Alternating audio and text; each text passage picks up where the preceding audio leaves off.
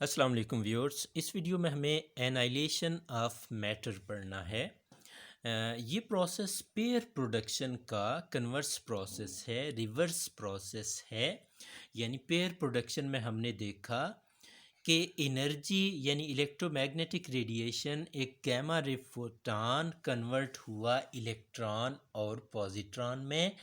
जबकि यहाँ हमने ये देखना है कि जब कभी इलेक्ट्रॉन और पॉजिट्रॉन एक दूसरे को मीट करेंगे तो वो एक दूसरे को तबाह कर देंगे, एनाइलेट कर देंगे, डिस्ट्रॉय कर देंगे और कन्वर्ट हो जाएंगे into two gamma ray photons. तो when a positron come close to an electron they annihilate or destroy each other and convert into two photons in the range of gamma rays. Gamma rays के range में ये होंगे। ये range दो दफ़ा लिखा गया है। तो in this process the two particles change into electromagnetic energy. इस प्रोसेस में पार्टिकल्स कन्वर्ट हुए हैं इलेक्ट्रोमैग्नेटिक एनर्जी में, और ये प्रोसेस बिल्कुल इन अकॉर्डेंस होगा आइंस्टाइन्स मैस एनर्जी रिलेशन से, जिसके मुताबिक energy and mass are inter convertible.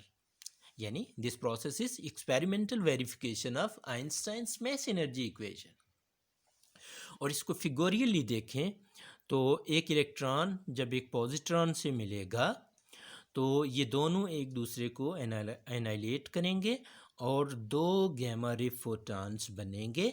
यहाँ शायद आपको लग रहा होगा कि पेयर प्रोडक्शन में तो एक फोटॉन आया था और दो इलेक्ट्रॉन, दो पार्टिकल्स इलेक्ट्रॉन और पॉजिट्रॉन पेयर बना था, तो यहाँ दो फोटॉन्स क्यों बने, इसकी बात थोड़ी देर बाद हो रही है कि यहाँ दो फोटॉन्स की रिक्वायरमेंट क्या है, क्यों बने हैं ये।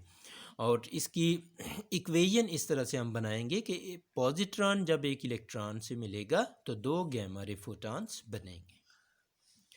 तो इस केस में भी जिस तरह पेयर प्रोडक्शन में हमने देखा कि जो बेसिक कंजर्वेशन लॉज हैं, मोमेंटम, चार्ज एंड एनर्जी, वो वहाँ पर भी कंजर्व रहे थे, यहाँ पर भी कंजर्व रहते हैं। तो वन बाई वन हम उन्हें डिस्कस करते हैं।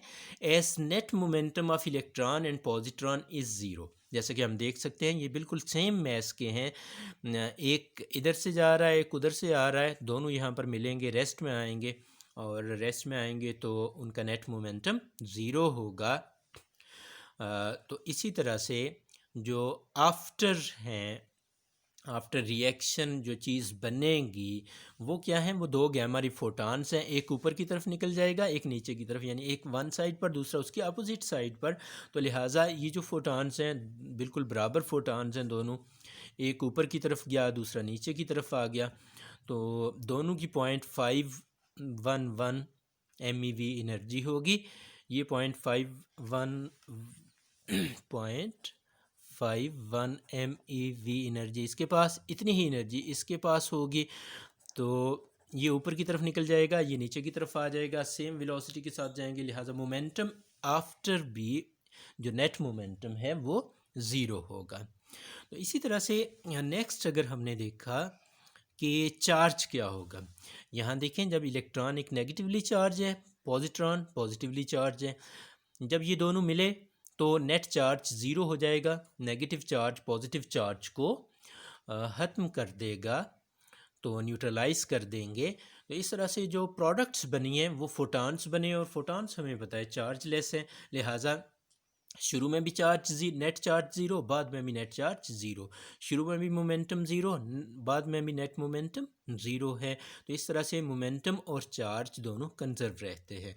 अब हम एनर्जी को देख लेते हैं कि हमें पता है कि each photon has energy 0.5 m1 equivalent to rest mass energy of particles.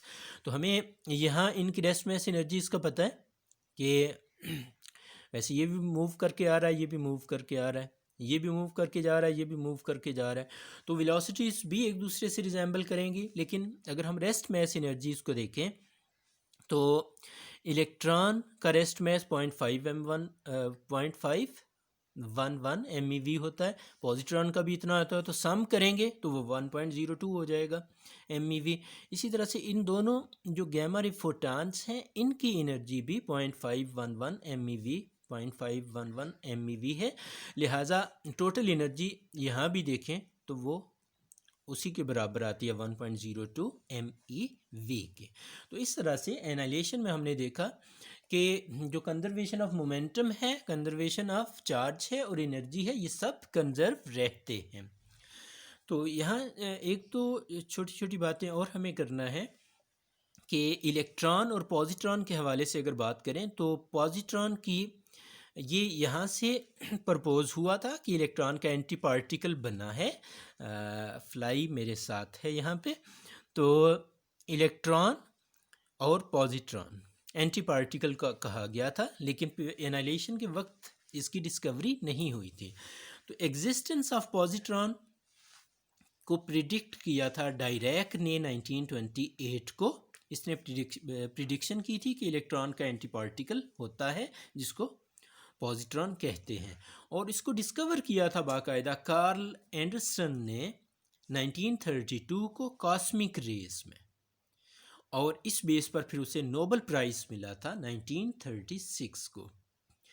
इसी तरह से प्रोटॉन का एंटी प्रोटॉन और proton anti proton annihilation by Lawrence Berkeley laboratory में साबित हो चुकी हुई है, परफॉर्म की जा चुकी है, देखी जा चुकी है। और यहाँ थोड़ी सी बात अगर पार्टिकल और एंटी पार्टिकल की कर लें तो हर पार्टिकल का एक एंटी पार्टिकल होता है।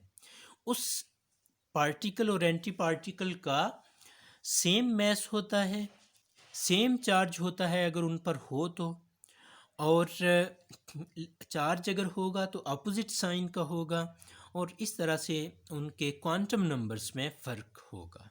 डिफरेंट क्वांटम नंबर्स होंगे पार्टिकल और एंटी पार्टिकल के, and they can not exist together when they meet annihilate, यानी वो कभी भी इकट्ठे नहीं हो सकेंगे, क्योंकि जब भी वो इकट्ठे होंगे तो वो एनाइलेट कर जाएंगे, वो एक दूसरे को डिस्ट्रॉय करेंगे, वो एनर्जी में कन्वर्ट हो जाएंगे। Thank you.